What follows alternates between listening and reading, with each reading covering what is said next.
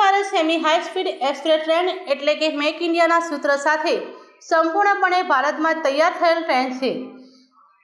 સૌપ્રથમ 15 ફેબ્રુઆરી 2019માં શરૂ થઈ હતી।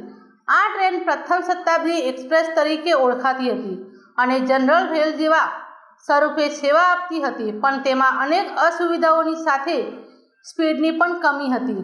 જ્યારે ભારતીય જનતા પાર્ટી પ્રધાનમંત્રી નરેન્દ્રભાઈ મોદીની સરકાર આવી ત્યારબાદ આ ટ્રેનને એક અલગ જ લુક આપી વિદેશોની ધરતી પર દોડતી ટ્રેનોના લુક સાથે નવા રંગરૂપ સાથે સંપૂર્ણપણે ભારતમાં જ તૈયાર કરવામાં આવી અને તેને નામ આપવામાં આવ્યું વંદે ભારત એક્સપ્રેસ।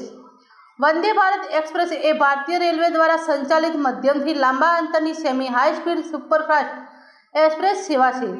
સમગ્ર ભારતમાં દોડતી આ વંદે ભારત ટ્રેનને આજે ગુજરાતના પનોતા પુત્ર અને આપણા પ્રધાનમંત્રી નરેન્દ્રભાઈ મોદીએ વિડીયો કોન્ફરન્સિંગના માધ્યમથી સોમનાથ અને અમદાવાદ સાબરમતી વચ્ચે દોડનારી નવી વંદે ભારત એક્સપ્રેસ ટ્રેનનો વર્ચ્યુઅલી શુભારંભ કરવામાં આવ્યો અને ગુજરાતને વધુ એક ટ્રેનની ભેટ આપી હતી।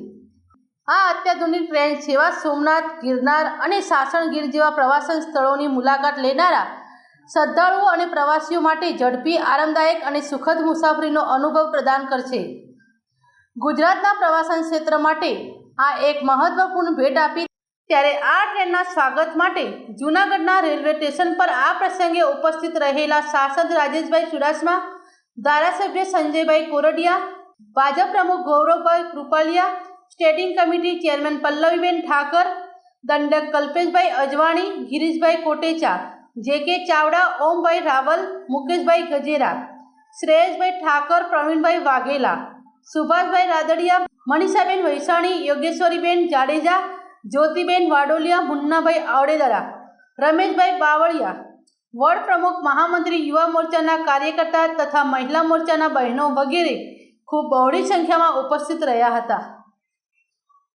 અને આ વંદે ભારત ટ્રેન વેરાવળથી સાબરમતી જે સ્ટાર્ટ કરી છે નરેન્દ્રભાઈ મોદીએ, એ ખૂબ જ સરસ છે અને તમે બધા ઝડપી આ ટ્રેનમાં મુસાફરી કરો અને ખૂબ જ સારો એક્સપિરિયન્સ રહ્યો છે અમને અને જમવાનું અને બધી ફેસિલિટી બહુ સારી પ્રોવાઈડ કરી છે અને ખૂબ જ સારું રહે છે।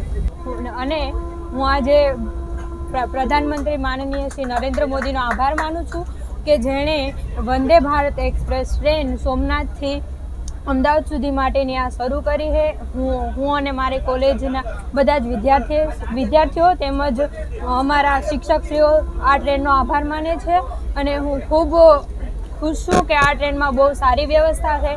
એ અહીંયા જે મુસાફરો છે તેના માટે જમવાનું, પાણીની વ્યવસ્થા તેમજ સારી રીતે તેની પ્રવાસ આ પૂર્ણ થાય એવો સગવડતા સારી રીતે કરેલી છે।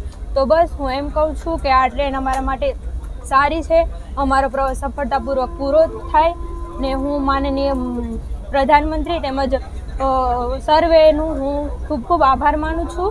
જય હિન્દ, જય ભારત। સોમનાથ દાદાના આશીર્વાદથી આજરોજ વંદે ભારત ટ્રેનનું જ્યારે જૂનાગઢમાં આગમન થઈ રહ્યું છે ત્યારે આ તકે હું દેશના વડાપ્રધાન નરેન્દ્રભાઈ મોદી, રેલવે મંત્રી શ્રી અશ્વિની વૈષ્ણવ તેમજ જૂનાગઢના સાંસદ માનનીય રાજેશભાઈના પ્રયત્નોથી જ્યારે આ ટ્રેન જૂનાગઢ આવી છે ત્યારે જૂનાગઢ સોમનાથ એક યાત્રાધામનું હબ બનવા જઈ રહ્યું છે, તેમાં તેને વેગ મળશે અને ખૂબ સારી રીતે યાત્રાળુઓ ખૂબ ઘણા વર્ષોથી માંગ હતી કે આ મેક ઇન ઇન્ડિયા અંતર્ગત જે ટ્રેન બનાવવામાં આવેલી છે આ ટ્રેનનો લાભ અમારા વિસ્તારના લોકોને આપવામાં આવે। આ જ્યારે લાભ જૂનાગઢની જનતા અને સોમનાથની જનતાને મળી રહ્યો છે ત્યારે તેમને આવકારવા માટે, તેમનું સ્વાગત કરવા માટે અને તેમને વધાવવા માટે આજે જૂનાગઢ મહાનગર ભારતીય જનતા પાર્ટીની સમસ્ત ટીમ, કાર્યકર્તાઓ અને જૂનાગઢની જનતા જ્યારે ઉમટી પડી છે ત્યારે સૌને અભિનંદન। આનો સર્વે લોકો લાભ લે અને આની મુસાફરીથી જે દેશનું વિકસિત ભારત બનવા તરફ પ્રયાણ કરી રહ્યું છે 2047માં નરેન્દ્રભાઈની જે નેમ છે કે વિકસિત ભારત બનાવવું, તો આ નેમને સાકાર અને સમર્થ કરવા માટેનો આ પ્રયાસ છે। અસ્તુ ભારત માતા કી જય।